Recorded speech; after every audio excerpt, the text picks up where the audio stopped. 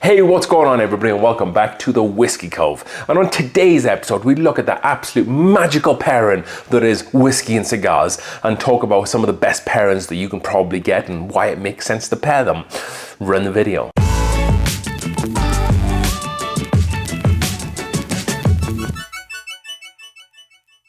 Alright then folks, thank you for joining us once again for what is, as usual, another exciting episode of the Whiskey Cove. So on today's episode, we talk a little bit about cigars, we talk a little bit about whiskey, and we talk a little bit about which whiskey probably matches some good cigars that you can get. Every so often on the Whiskey Cove, we like to try to do something a little bit outside of the box, and a few of you have mentioned in the comments and asked for something related to this video, so here it is for you. Hopefully you all enjoy it. With that being said, we have a quick 2-minute promo here for one of the supporters of the channel, and that is Puffland. So Puffland, the folks over there went and sent us 2 really interesting and unique humidors for the cigar aficionado.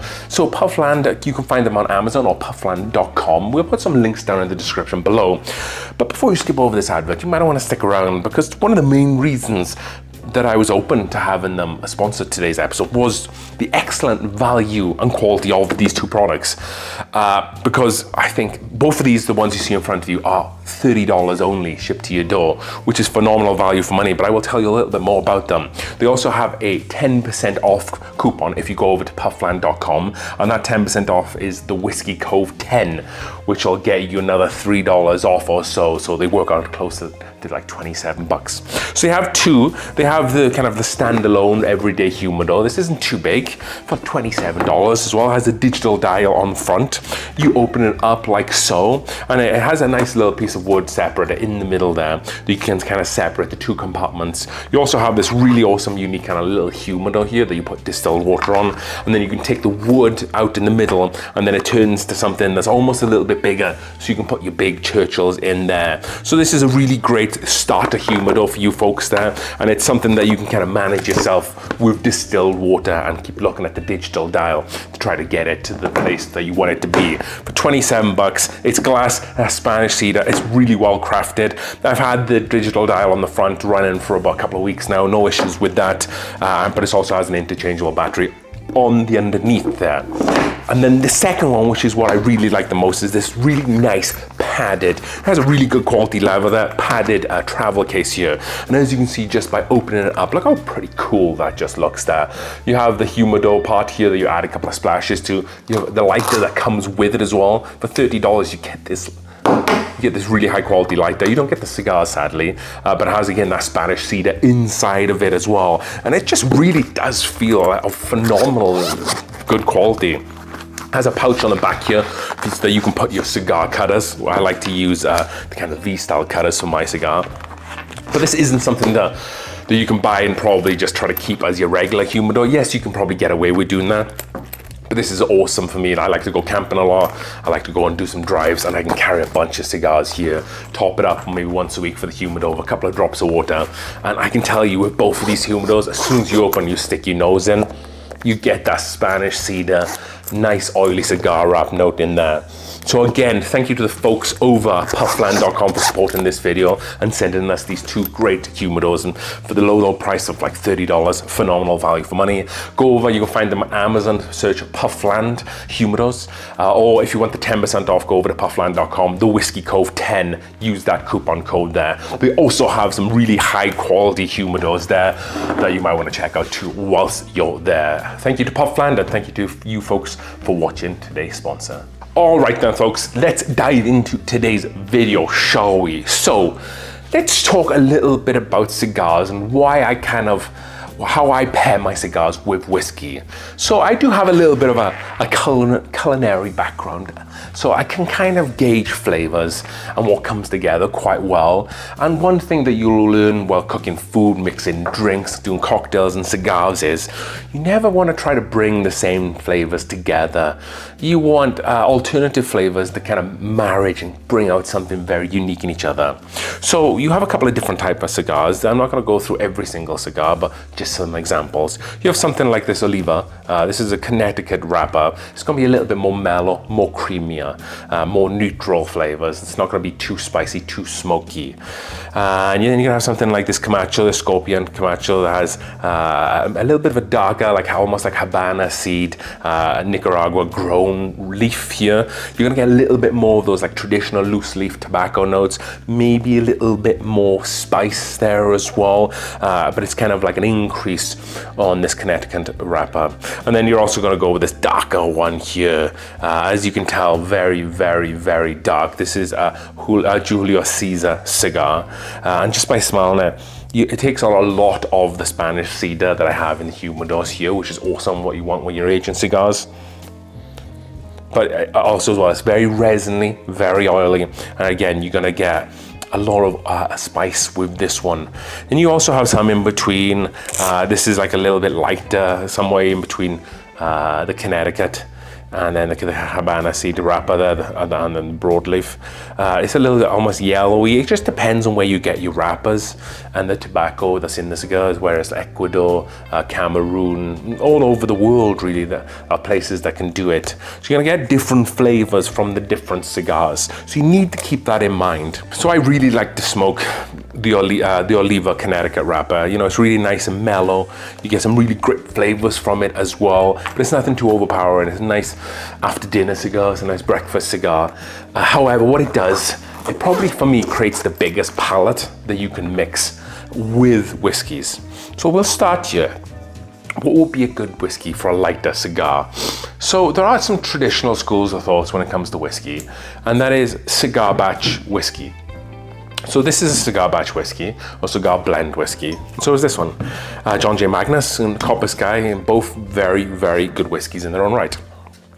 But a lot of people who don't smoke cigars, when they see cigar batch, they think there's gonna have a lot of tobacco in the flavor of the whiskey, a lot of spiciness, and maybe even some smokiness. That couldn't really be further from the truth, because when they talk about cigar blends and they talk about cigar batches of whiskey, it's a great whiskey to complement the resin, oily, smokiness, tobacco notes of a cigar. So what distilleries generally do is they like to create maybe more of a sweeter profile that can help balance out some of those spicier flavors, and that John J. Magnus kills. So this is a cigar, a blended bourbon finished in Armagnac, sherry, and cognac casks. That's very popular to have that kind of holy trinity for cigar blends. This one is an Ambura finish one, but the Ambura doesn't come through as much in this one as you'd think. And I know that they also finish it in some other stuff there as well. But for the specific cigar of the Connecticut broadleaf wrapper, you know, I would probably, those are great whiskeys, but they're a little bit pricey. I would probably go with Doc Swinston's Alter Ego. This doesn't describe itself as a cigar batch whiskey or cigar blended whiskey or finished whiskey. However, it has some of the similar notes or the similar finishes that the Magnus had. And there's a straight bourbon whiskey finished in sherry cognac casks. So this is coming in at 95.8 proof for 47.9%. And I don't want to necessarily drink a higher ABV whiskey when I'm smoking a cigar, because the heat of the cigar, the heat of the whiskey can kind of make it maybe a little bit of an unpleasant experience for me, unless it's a really sweet whiskey. So this is perfect for that. It has, again, those sweeter notes from the sherry and cognac casks. So a really great whiskey to kind of pair with a lighter cigar. I would take that one. So then maybe for like your middle of the road leaf wrapper here, and I think, like I said, I think this is Habana seed that they take from Cuba and then grow it in Nicaragua to make it legal to come in to the US. I really like to do something a little different with this. And I like to gravitate towards maybe like a more fruitier whiskey, and that is this rye here from Barrel Seagrass. So this is a rye whiskey finished in Martinique rum, Madeira, and apricot brandy barrels. So again, you get the sweetness there as well that marriages really nicely with some of the spicy notes and smoky notes that come from this cigar. This would maybe do okay with the darker cigar as well. However, I think the fruit flavor of this might get lost in that, because that can come across, the Maduros can come across maybe a little bit more overpowering, if you like. So that's why I like to stick to like the kind of medium kind of Habana seed wrappers, or like Ecuadorian sun-grown wrappers. And the fruit, and this kind of allows the fruit to continue to be tasted there. Yes, this is rye. Yes, this is 60% ABV. And even though I said earlier on that I don't necessarily like to drink high proof whiskey, I think with the fruit flavors in this, with the sweetness, it doesn't already drink like a 60% ABV. It kind of drinks like bottled and bond, like 50% if I'm completely honest. And the fruit flavors just marriage really well. Obviously, all these wrappers might be different throughout the different cigars that are out there, but these are kind of some of the whiskeys that I like to gravitate towards when it comes to these cigars that I smoke. So that, and the barrel cigar, it's going to run you about $80 to $90, a little bit expensive.